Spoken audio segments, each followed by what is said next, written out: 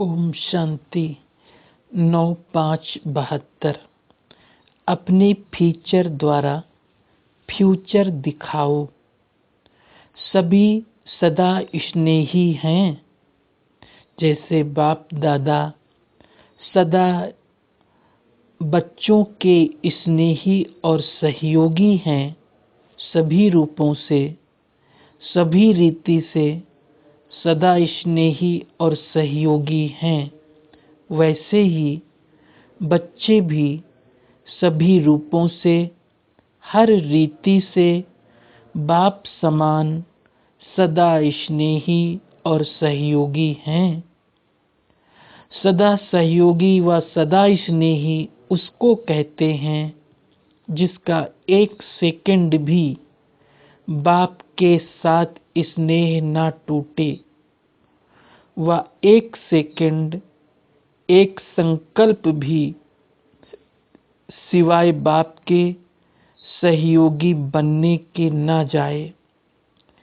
तो ऐसे अपने को सदा स्नेही और सहयोगी समझते हो व अनुभव करते हो। बाप दादा के स्नेह का सबूत व प्रत्यक्ष प्रमाण दिखाई देता है। तो बच्चे भी जो बाप समान हैं, उन्हों का भी स्नेह और सहयोग का सबूत व प्रत्यक्ष प्रमाण दिखाई दे रहा है। स्नेही आत्मा का स्नेह कब छिप नहीं सकता। स्नेह किस न किस रूप में, किस न किस कर्तव्य से व सूरत से दिखाई अवश्य देता है। तो अपनी सूरत को दर्पण में देखना कि मेरी सूरत से स्नेही बाप की सीरत दिखाई देती है। जैसे अपनी सूरत को स्थूल आईना में देखते हो, वैसे ही रोज अमृत वेले अपने आप को इस सूक्ष्म दर्पण में देखते हो।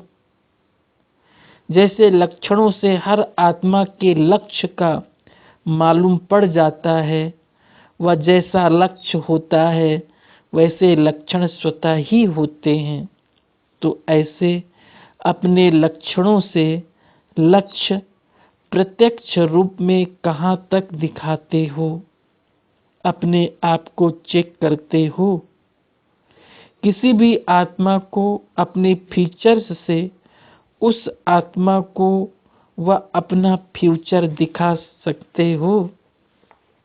लेक्चर से फीचर्स दिखाना तो आम बात है, लेकिन फीचर से फ्यूचर दिखाना यही अलौकिक आत्माओं की अलौकिकता है। ऐसे मेरे फीचर्स बने हैं, ये दर्पण में देखते हो। जैसे स्थूल सूरत है, श्रृंगार से अगर सूरत में कोई देखे तो पहले विशेष अटेंशन बिंदी के ऊपर जाएगा।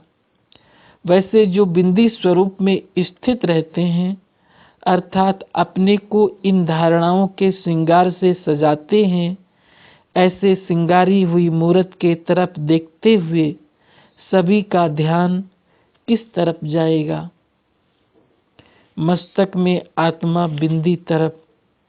ऐसे ही कोई भी आत्मा आप लोगों के सम्मुख जब आती है तो उन्हों का ध्यान आपके अविनाशी तिलक की तरफ आकर्षित हो। वो भी तब होगा जब स्वयं सदा तिलकधारी होंगे। अगर स्वयं ही तिलकधारी नहीं तो दूसरों को आपका अविनाशी तिलक दिखाई नहीं दे सकता।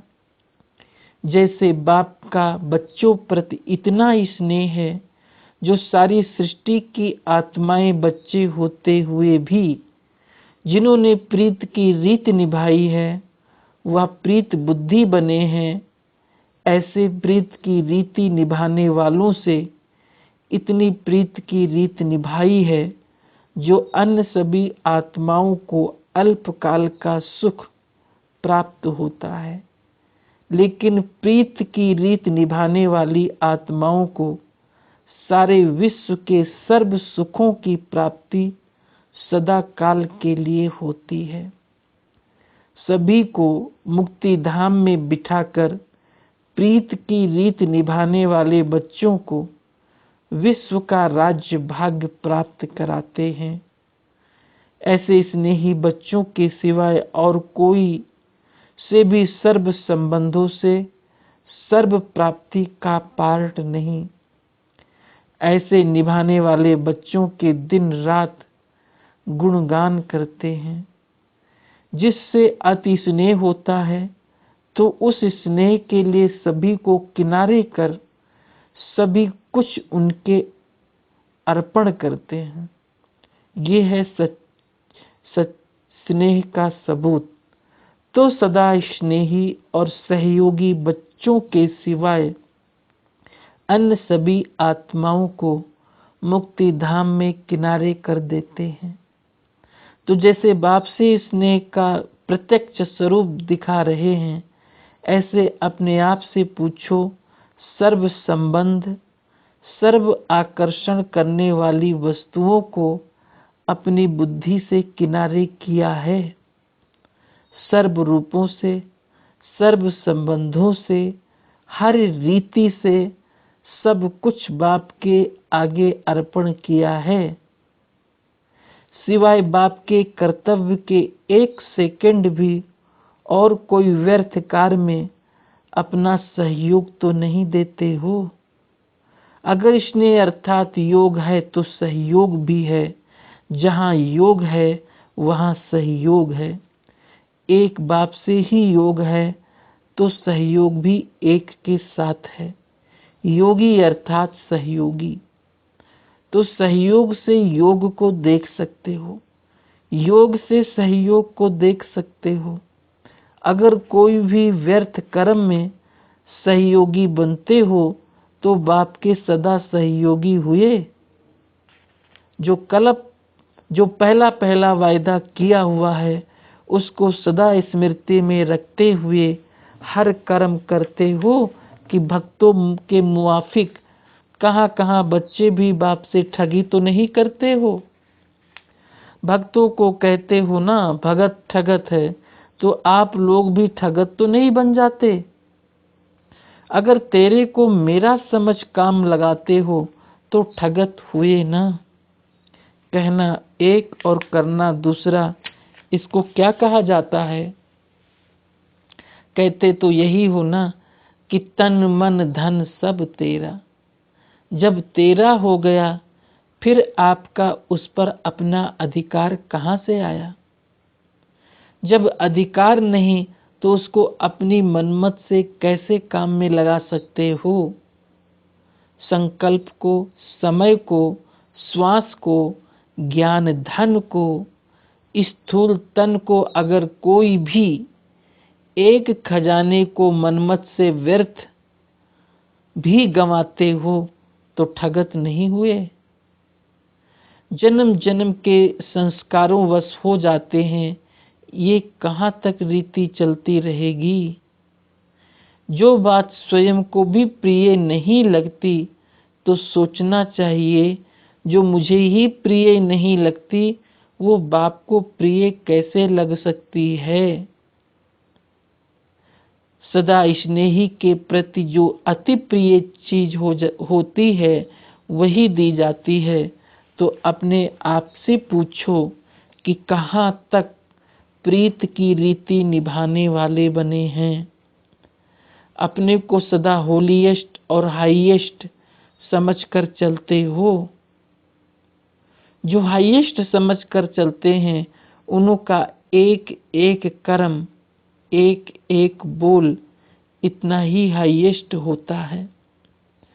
जितना बाप हाईएस्ट अर्थात ऊंच ते ऊंच है, बाप की महिमा गाते हैं ना, ऊंचा उनका नाम, ऊंचा उनका धाम, ऊंचा काम। तो जो हाईएस्ट है वो भी सदैव अपने ऊंचे नाम, ऊंचे धाम और ऊंचे काम में तत्पर हों। कोई भी निचाई का कार्य नहीं कर सकते। जैसे महान आत्मा जो बनते हैं वो कभी किसी के आगे झुकते नहीं हैं, उनके आगे सभी झुकते हैं, तब उसको महान आत्मा कहा जाता है। जो आजकल के ऐसे ऐसे महान आत्माओं से भी महान श्रेष्ठ आत्माएं, जो बाप की चुनी हुई आत्माएं हैं, विश्व के राज्य के अधिकारी हैं, बाप के वर्षे के अधिकारी हैं, विश्व कल्याणकारी हैं, ऐसी आत्माएं कहाँ भी कोई भी परिस्थिति में व माया के भिन्न भिन्न आकर्षण करने वाले रूपों में क्या अपने आप को झुका सकते हैं? आजकल के कहलाने वाले महात्माओं ने तो आप महान आत्माओं की कॉपी की है, तो ऐसी श्रेष्ठ आत्माएं कहाँ भी किसी रीत से झुक नहीं सकती।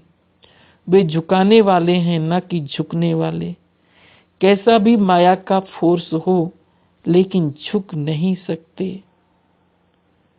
ऐसे माया को सदा झुकाने वाले बने हो कि कहाँ कहाँ झुक करके भी देखते हो।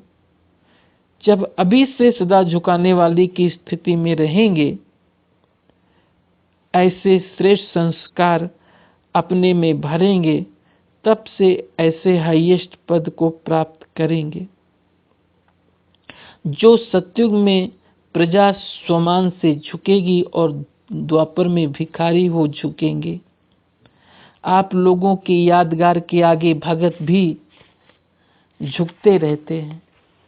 अगर यहाँ अभी माया के आगे झुकने के संस्कार समाप्त न किए, थोड़े समय भी झुकने के संस्कार रह गए, तो फिर झुकने वाले झुकते रहेंगे और झुकाने वालों के आगे सदैव झुकते रहेंगे। लक्ष्य क्या रखा है? झुकने का व झुकाने का। जो अपनी ही रची हुई परिस्थिति के आगे झुक जाते हैं, उनको हाईएस्ट कहेंगे। जब तक हाईएस्ट नहीं बने, तब तक होलीएस्ट भी नहीं बन सकते। जैसे आपके भविष्य यादगारों का गायन है, संपूर्ण निर्विकारी, तो इसको ही होलीएस्ट कहा जाता है। संपूर्ण निर्विकारी अर्थात किसी भी परसेंटेज में कोई भी विकार तरफ आकर्षण ना जाए व उनके वशीभूत ना हो।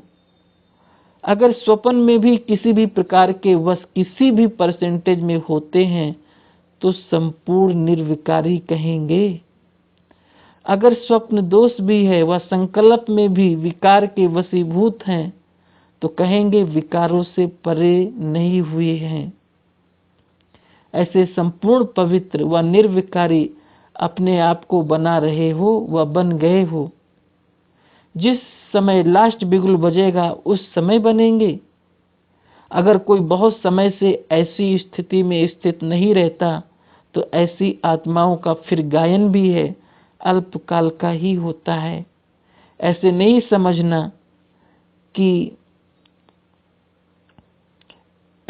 समझना लास्ट में फास्ट जाकर इस स्थिति को पा लेंगे, लेकिन नहीं। बहुत समय से जो गायन है, उसको भी स्मृति में रखते हुए अपनी स्थिति को हाईएस्ट और हाईएस्ट बनाओ।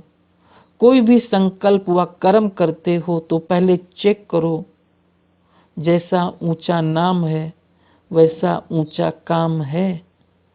अगर नाम ऊंचा और काम नीचा तो क्या होगा? अपने नाम को बदनाम करते हो। तो ऐसे कोई भी काम नहीं हो, ये लक्ष्य रखकर ऐसे लक्षण अपने में धारण करो। जैसे दूसरे लोगों को समझाते हो कि अगर ज्ञान के विरुद्ध कोई भी चीज स्वीकार करते हो, तो ज्ञानी नहीं अज्ञानी कहलाए जाएंगे। अगर एक बार भी कोई नियम को पूरी रीति से पालन नहीं करते हैं, तो कहते हैं ज्ञान के विरुद्ध किया। तो अपने आप से भी ऐसे ही पूछो कि अगर कोई भी साधारण संकल्प करते हो, तो क्या हाईएस्ट कहा जाएगा? तो संकल्प भी साधारण ना हो। जब संकल्प श्रेष्ठ हो जाएंगे तो बोल और कर्म ऑटोमेटिकली श्रेष्ठ हो जाएंगे। ऐसे अपने को होलीएस्ट और हाईएस्ट संपूर्ण निर्विकारी बनाओ। विकार का नाम निशान ना हो। जब नाम निशान ही नहीं तो फिर काम कैसे होगा। जैसे भविष्य में विकार का नाम निशान नहीं होता, ऐसे ही हाईएस्ट और होलीएस्ट अभी से बनाओ, तब अनेक जन्म चलते रहेंगे। अच्छा, ऐसे ऊंचा नाम और ऊंचा काम करने वालों को नमस्ते। ओम शांति।